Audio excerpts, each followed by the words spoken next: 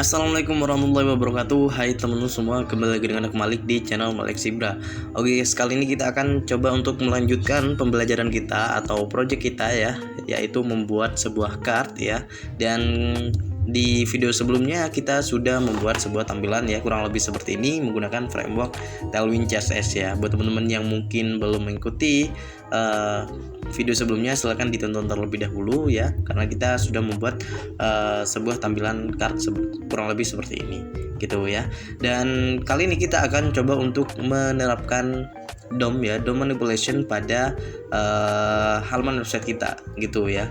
Dan di sini kita akan coba menggunakan live server ya teman-teman ya, karena di sini kita akan coba untuk menggunakan yang namanya konsol gitu ya, karena kan di sini kita akan bermain dengan JavaScript ya. Kita close terlebih dahulu dan kita coba aktifkan go live, kita buka Firefox ya. Dan mungkin teman-teman yang belum menginstal live server, extension live server, silahkan terlebih dahulu diinstal ya. Pada bagian extension di Visual Studio Code itu teman-teman bisa search extension live server. Di sini sudah tampil ya teman-teman ya, pada browser ya, web browser ya. Dan mungkin teman-teman yang belum tahu DOM manipulation itu apa. DOM manipulation itu adalah JavaScript ya, yang bisa memanipulasi sebuah elemen atau objek dari HTML gitu ya, halaman website gitu ya. Jadi intinya ya kurang lebih seperti itu. Jadi dengan DOM itu menjadikan sebuah website itu menjadi lebih interaktif gitu ya, lebih interaktif kepada user gitu ya. Tapi sebelum mengikuti DOM manipulation, teman-teman diharapkan sudah mengerti dasar-dasar dari bahasa pemrograman ya gitu, dari JavaScript. Teman-teman bisa lihat di internet, itu banyak sekali materi yang menjelaskan tentang JavaScript ya, atau pemrograman dasar dari JavaScript gitu. Oke, langsung saja di sini kita bikin sebuah script aja ya. Sebetulnya bisa menggunakan file lain JavaScript ya dengan extension.js, tetapi karena di sini kita mungkin sedikit atau sederhana menggunakan DOM-nya atau JavaScript-nya, kita letakkan di HTML aja ya, gunakan TypeScript gitu ya. Untuk mengecek apakah scriptnya ini berhasil, kita gunakan salah satu pop-up yang digunakan untuk menampilkan sebuah pesan ya, salah satu fungsi atau function atau method pada JavaScript ya, yang digunakan untuk menampilkan pop-up ya. Salah satunya yaitu menggunakan alert ya. Contohnya di sini berikan pesan oke. Gini, dia akan merefresh ya browsernya, dan maka akan muncul pop-up oke, maka berhasil sudah JavaScript-nya. Selanjutnya di sini kita akan coba untuk mengambil paragrafnya terlebih dahulu teman-teman ya, paragraf ini ya. Nantinya gambarnya itu ketika di sini kita mengetikkan sesuatu ya, maka card ya atau paragraf dari atau teks pada cardnya itu akan berubah sesuai dengan yang kita inputkan gitu teman-teman. Maka dari itu kita akan mengambil teksnya terlebih dahulu, yaitu elemen P ya, agar supaya lebih mudah ya. Untuk mengambilnya kita bisa gunakan ID atau berikan ID di sini. Contohnya paragraf gini, ID paragraf, dan nantinya kita akan mengambil inputan ya, yang ini input tipe teksnya yaitu yang ini ya. Di sini sudah ada ID-nya. Oke, selanjutnya kita akan coba bikin sebuah variabel menggunakan const ya. Lalu di sini kita akan ambil paragrafnya, maka kita berikan nama paragraf ya. Untuk nama variabel itu bebas ya. Lalu di sini kita gunakan dokumen get element by ID ya. Lalu ID-nya yaitu tadi paragraf ya.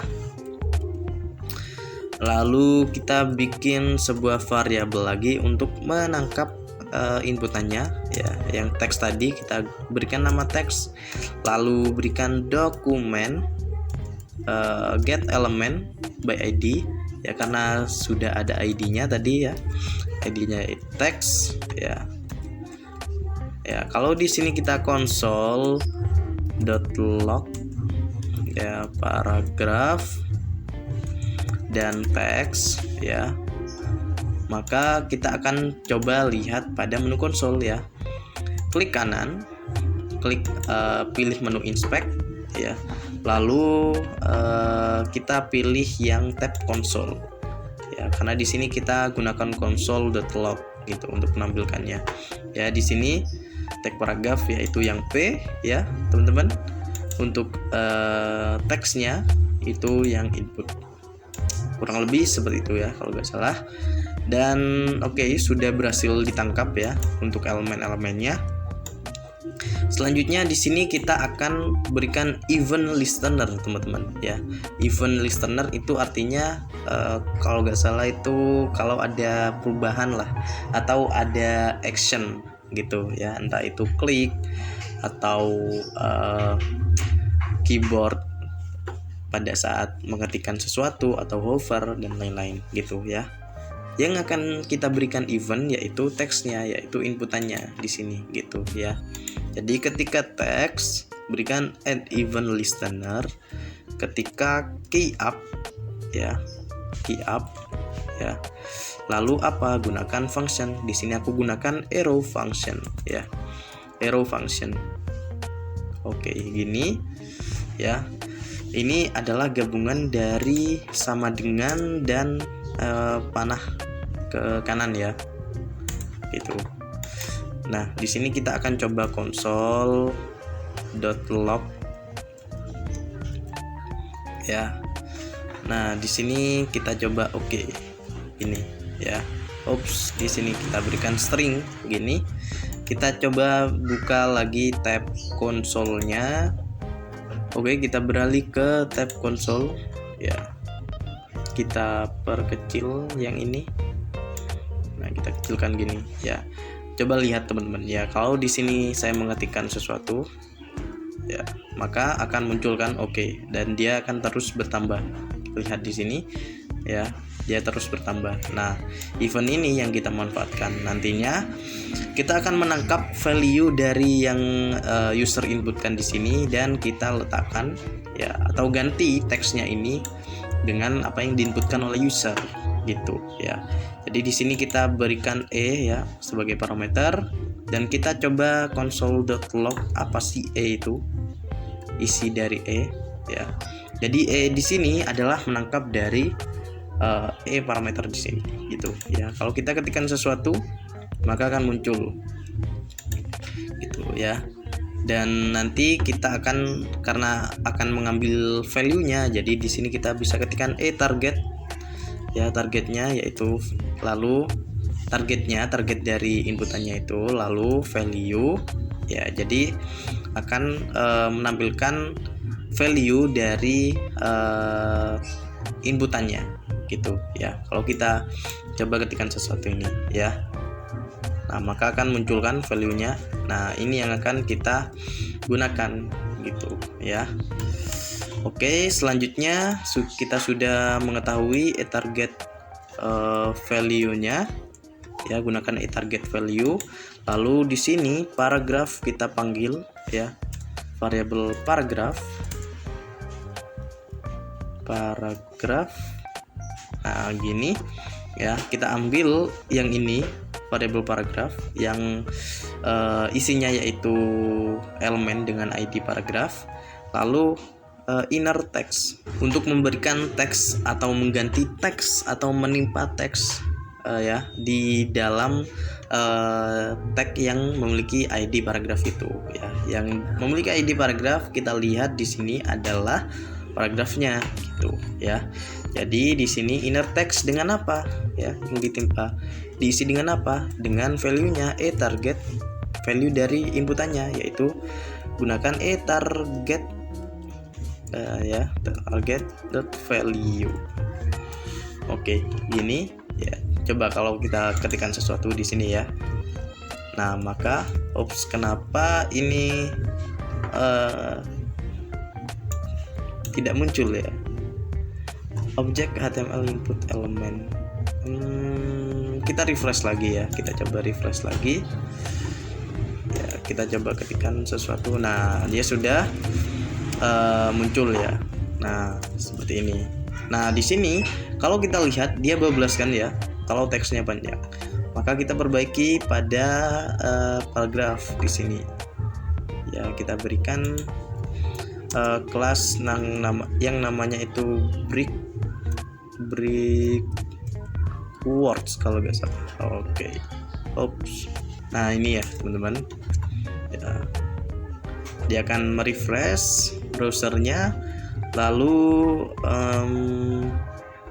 ya dia sudah tidak bablas lagi kan, meskipun di sini teksnya itu panjang, dia akan mau wrapping gitu ya. Tetapi kalau di sini kita coba kosongkan ya teman-teman, nah kendalanya itu dia akan kosong gitu. Bagaimana kalau kita berikan kondisi gitu, kalau inputannya atau target value panjang dari karakternya itu, kalau di sini kita lihat panjangnya kan kurang lebih 3 ya. Nah, di sini kita akan gunakan kondisi gitu, atau di sini kita coba komentari dulu yang ini, lalu di sini kita coba aktifkan yang console.log.target target.value, lalu di sini kita akan coba untuk melihat panjangnya, kita gunakan length seperti ini ya, target value.length gitu, panjang dari value-nya gitu. Kita akan coba tekan sesuatu. Kenapa di sini tidak muncul ya teman-teman? Kita coba refresh. Oke, nah di sini sudah muncul ya, dan ini panjang dari karakternya teman-teman. Kita coba hapus. Nah, karakternya panjangnya itu 0. Kalau kita ketikkan satu huruf aja deh gini, nah panjangnya 1 gitu. Nah, itu akan kita bikin sebuah pengkondisian. Bagaimana kalau target.value ini kita akan simpan pada sebuah variabel gitu ya. Jadi di sini kita bikin sebuah variabel ya, const value ini untuk menyimpan target value gitu ya.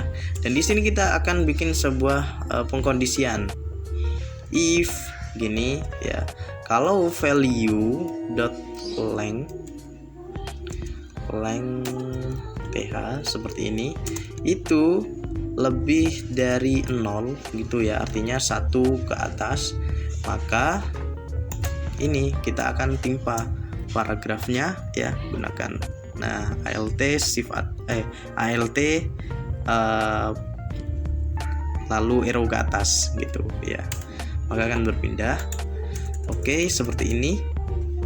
Value kita aktifkan lagi ya, maka dia akan merefresh ya browsernya. Maka di sini kalau nilainya kosong ya, maka tidak akan terjadi perubahan. Kalau kita mengetikkan satu huruf aja, maka dia akan berubah ya. Jadi kalau jika value.length-nya itu lebih dari 0, maka dia akan ditimpa ya paragraf ini dengan value dari inputannya gitu. Tetapi kalau tidak, kita gunakan yang ini gitu. Kita copy ya.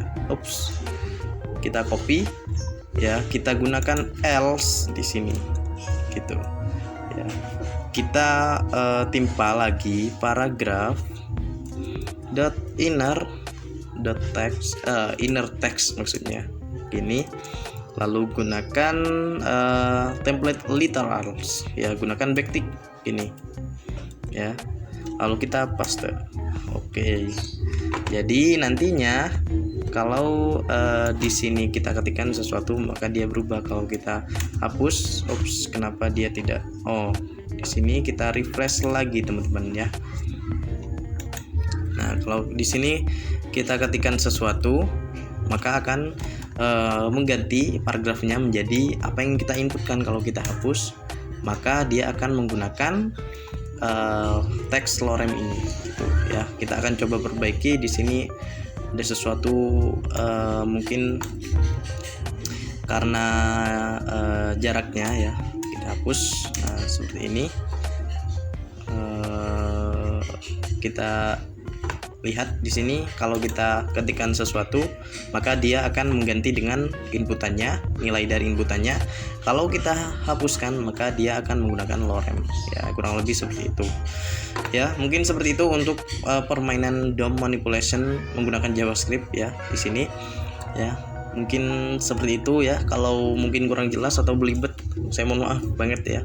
Dan ya kalau mungkin agak berisik di sini, saya juga mohon maaf banget ya teman-teman. Dan ya mungkin itu aja ya teman-teman untuk video kali ini. Kita sudah membahas mengenai DOM manipulation menggunakan JavaScript gitu ya. Kalau mungkin teman-teman belum paham, silahkan diulangi lagi. Terima kasih sudah menonton sampai akhir, dan wassalamualaikum warahmatullahi wabarakatuh. Bye bye.